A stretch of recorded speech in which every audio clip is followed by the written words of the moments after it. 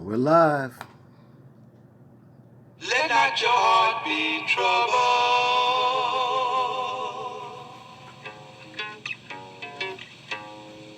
because I am going away to prepare a place for you. I am going away to prepare a place for you. But where I am, you may be too. This is what Hey. I want you to do. Just love one another as I've loved you. Listen, I am going away to prepare a place for you. I am going away to prepare a place for you. And where I am, you may be too. This is what I want you to do. Just love one another as I've loved you. Listen, I am going away to prepare a place for you. I'm going away to prepare a place for you. Listen, and if I go, I shall come again to take you home with me. And your home will be in my Father's house, where there are many mansions. If it were not so, I would have told you. Let me say this. I would have told you. I would have told you. Listen, that in my Father's house won't be nothing but joy in my Father's house. Father's house. All the days of my life this is what I'm gonna do. Father's house. I'll seek the Lord's face in my Father's house. That's why Jesus said, listen, I am going away to prepare a place for you.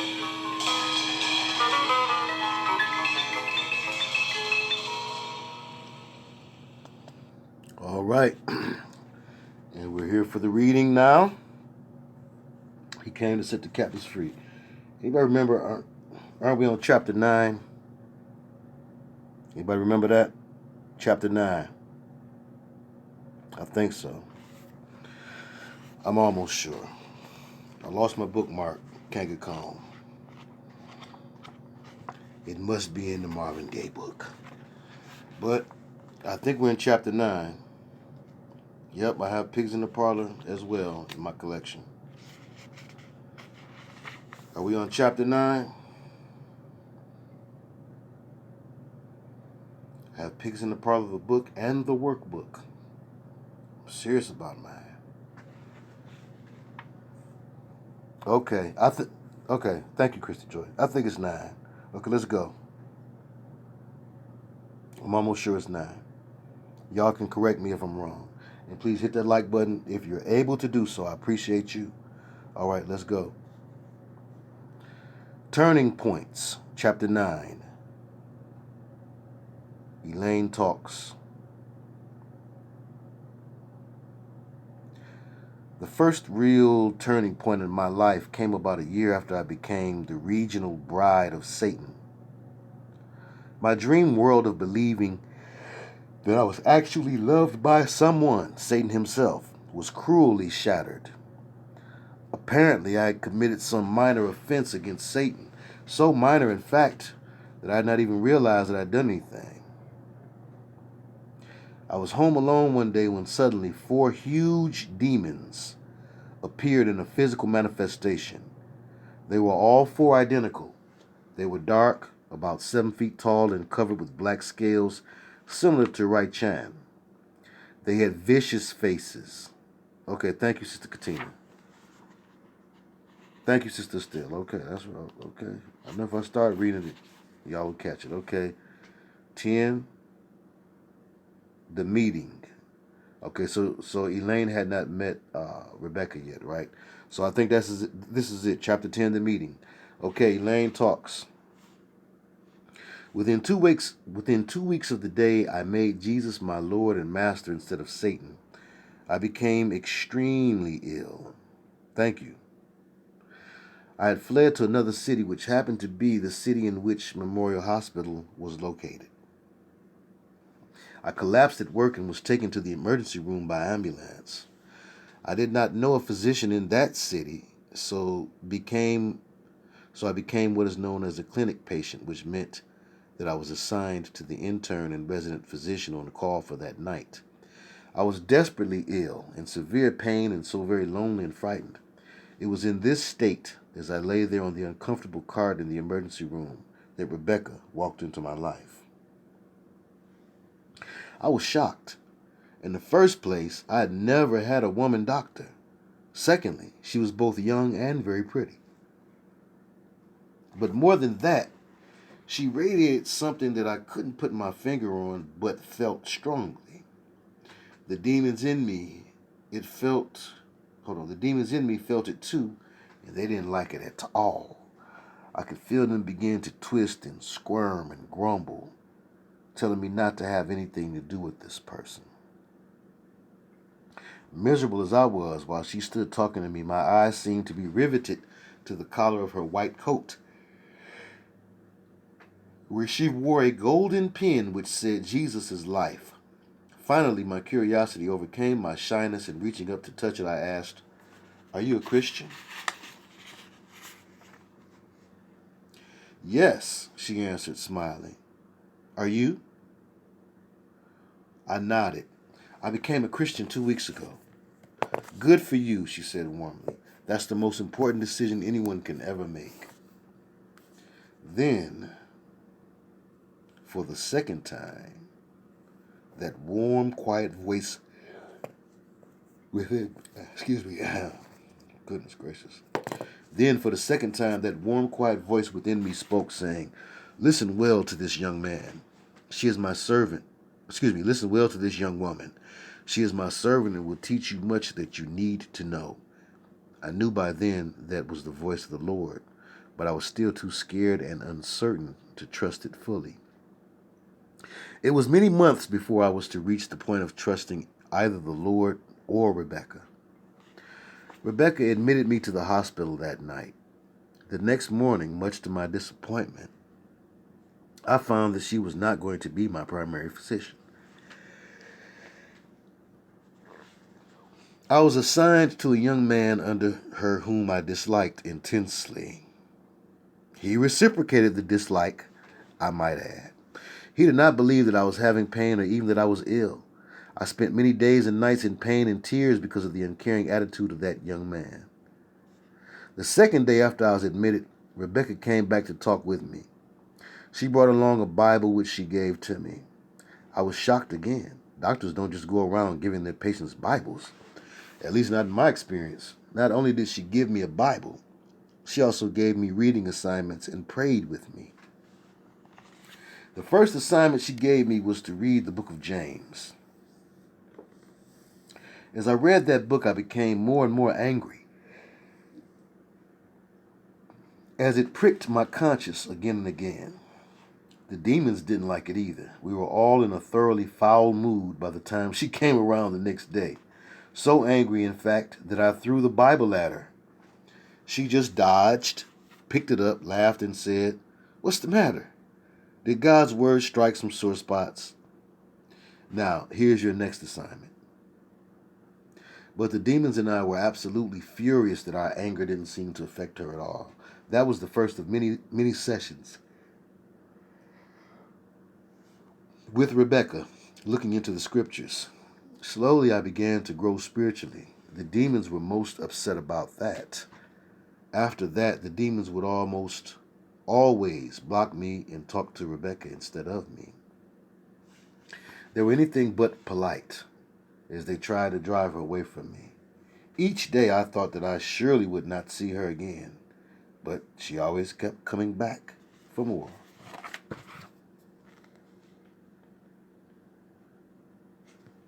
Okay. Rebecca talks. Now this is Rebecca talking. When I first met Elaine, I had no idea of who she was or of her involvement in Satanism. I bought the Bible for her at the Lord's command. I did not realize at the time that I was speaking mostly with the demons within Elaine instead of Elaine herself. She was obnoxious, or rather, the demons were. She made me angry. That is why I assigned James to her first, because James has much to say about taming the tongue. Elaine's first stay in the hospital lasted 6 weeks. We put her through every test possible and still could not find out what was wrong. I had not learned about demonic illnesses yet, and all my prayers seeking for guidance in her case seemed to be deliberately unanswered. The other physicians all concluded that nothing was really wrong, but I had no peace with that conclusion. Nevertheless, she was finally discharged. 2 days later, on my weekend on call, Elaine came to the emergency room. She was again my responsibility until my intern came back on the Monday. She had the same complaints of pain and illness. It was a difficult situation. I really thought that she was ill, but had no idea what was wrong. Her question to me was a challenging one. "Dr. Brown, why am I still sick?" I even went and asked the elders to anoint me with oil and pray and ask God for healing. Why doesn't He answer? Have I done something wrong? This was a real challenge. It always is. Not only did I not know what was going on in her body, but the Lord had chosen to remain strangely silent about her despite my many prayers seeking His guidance. I told Elaine that I did not know why the Lord had chosen not to heal her, but that I was sure that the Lord had a purpose for it all. I wrote the admissions, thinking that I would simply turn her case over to my intern and one of the specialists and would not have to worry about her anymore. However, the Lord and Elaine had different plans. Elaine talks. Until this second admission under Rebecca's care, I had been relatively safe at the hospital. Now this is back to Elaine. Satan and his demons are not omnipresent like the Lord, and news often does not travel very fast in His kingdom. No one at the hospital had known about my desertion of Satan and conversion to Christ. But this time, things were different. Many of the doctors and nurses were Satanists, and the word was out. I was to be killed for becoming a traitor to Satan. I spent my whole time fighting for my life. I was much stronger than any of the Satanists there, and won fairly easily. I did not know that I was not supposed to use my powers, and Satan and the demons continued to let me use them because they knew that so long as I did, I could not really grow as I should spiritually. I did not, of course, tell Rebecca about any of this. I did not trust her yet. But she was so different than any other doctor that I had ever run into that I was determined to keep her as my own physician. The next day, when the specialist came to see me, I recognized him immediately. He was one of the higher Satanists locally. I had never liked him. I deliberately picked a fight with him and my demons thoroughly, beat him up. In fact, after that first battle, he was so wounded physically that he could not come into the hospital to work for 3 days. It only took 1 week to make him hate and fear me so much that he refused to see me anymore, which was precisely what I wanted. The intern was a different matter. He was not a Satanist, but not a Christian either. He already disliked me, but was bound by the rules of his training program to care for me. I made his life miserable, even as he made mine miserable. I astral projected into his apartment and wrote all over his walls very impolite messages with a black marking pen, then signed my name to it. I threw dishes at him when he was home and several times unplugged his refrigerator so that all the food in it spoiled. Every time he tried to bring anyone to see the messages on the walls, one of my demons would tell me ahead of time, and I would have the demon completely clean the wall before anyone else could see the writing. He quickly learned that he couldn't say anything to anyone else about what was going on because they all thought he was crazy. He grew to hate and fear me so much that within 2 weeks he too refused to remain on my case. That left Rebecca. There was a love which radiated from her that I could not understand but was drawn to. I was fast growing to love her, and deep down knew that she was the only one who had the answers to set me free.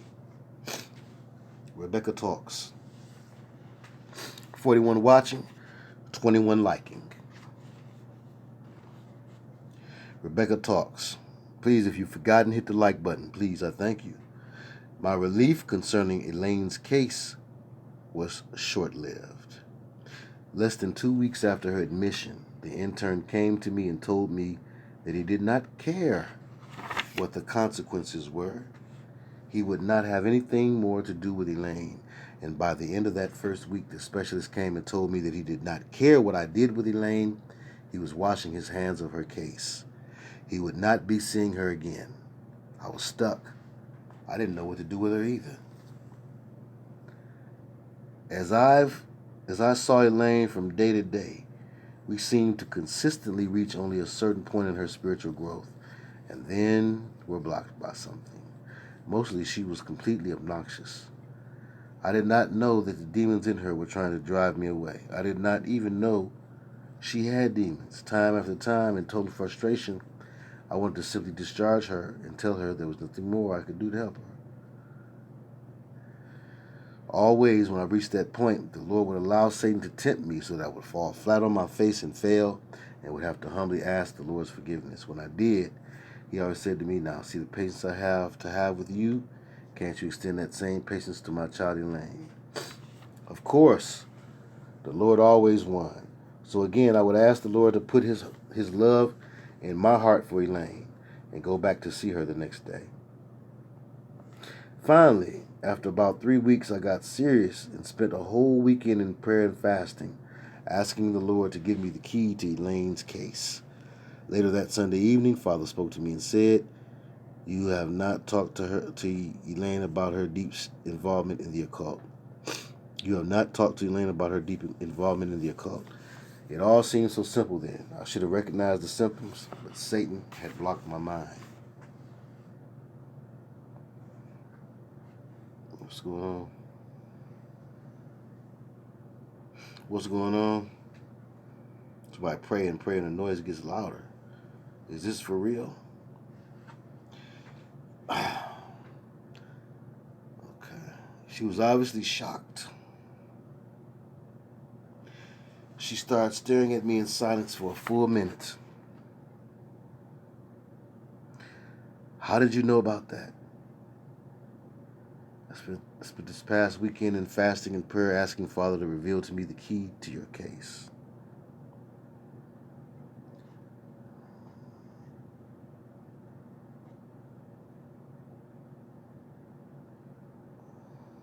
Oh, Lord. Okay, sorry about that. I just fell asleep. Okay, here we go. Okay. How did you know about that? Okay. So she says, look, I went in and told Elaine that there was one area that we had not yet discussed. What is that? Your deep involvement in the occult. She was obviously shocked. She sat staring at me in silence for a full minute. How did you know about that? I spent this past weekend in fasting and prayer asking Father to reveal to me the key to your case. He told me. I told her that as a Christian, she must confess any and all involvements in the occult to the Lord as wrong and ask His forgiveness, and then ask Him to take it all away and to close the doorways with His precious blood. She was completely resistant to this. Finally, in desperation, I said, Elaine, I can't handle you, but I know who can, and that is the Lord. So I'm going to pray now and commit you into His hands and ask Him to deal with you. I did so and left. Elaine talks again. I've never been so shocked in my life as I was when Rebecca coolly walked in that day and asked me about my involvement in the occult. I knew that there were only two places she could have got that information. One was from Satan. One was from Satan and the other was from God. That was a real turning point in my life, however, when Rebecca prayed, asking the Lord to handle me. He certainly did. In fact, Rebecca prayed that prayer daily from that point on. How I hated for her to do that. But the Lord broke through all the demonic interference, and over the following days and weeks, I slowly began to understand that as a Christian, I must make Jesus the total master in my life as well as Savior. I came to trust Rebecca more and more, and my love for her grew as well. I came to realize her deep commitment to the Lord and began to try to pattern my life after hers. I learned through her that the contract I had first signed in my own blood years ago was indeed completely canceled out by the blood of Jesus.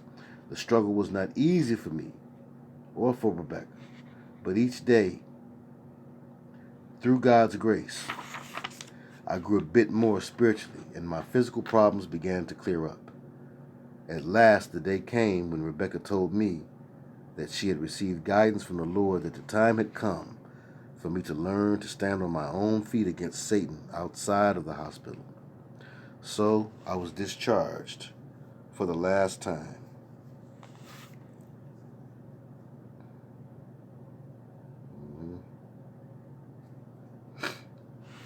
Okay, so we got one more reading for the night, and we out of here. Let's see, how long is this?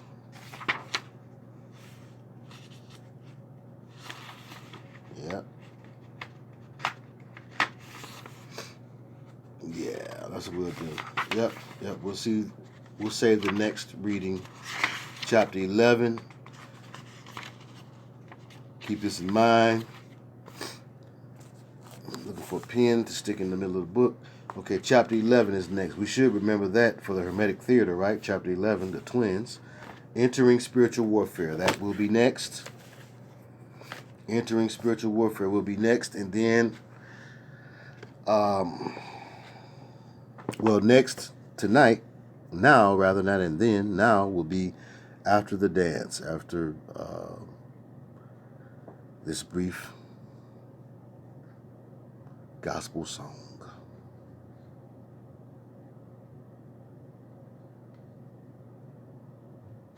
All right. And then after this, come back and join us. Come back and join us for After the Dance. After the Dance is next. Judge Lynn.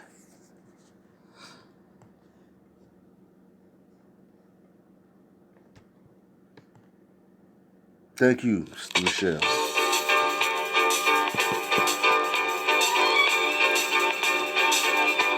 What we gonna do, Marvin? What Marvin gonna do? Clown a while.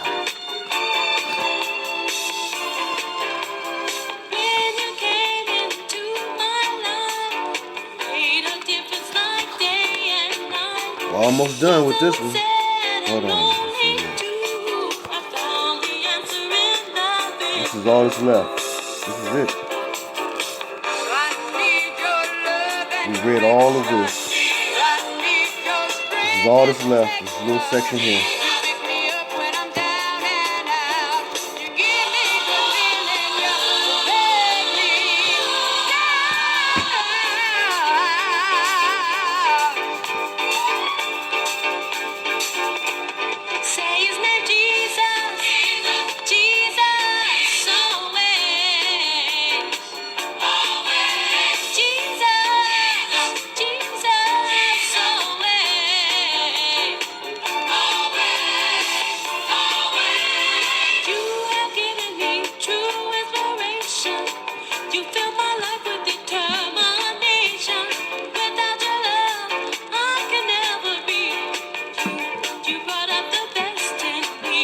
Right on.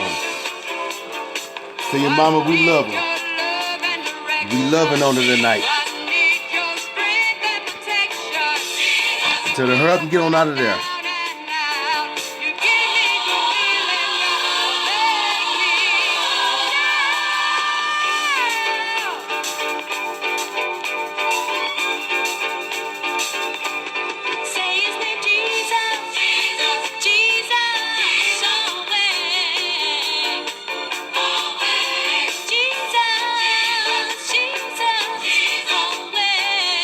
Hey, Mama Cookie. You heard me? Come on out of there now.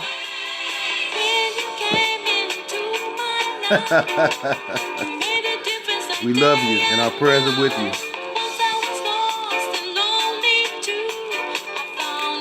Yes, Jesus loves us all. And it's always a pleasure when God's people get together.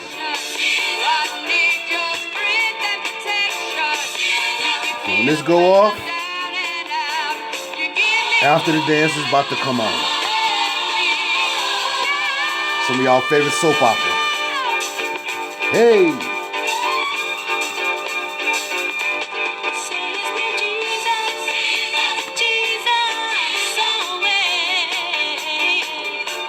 Amen.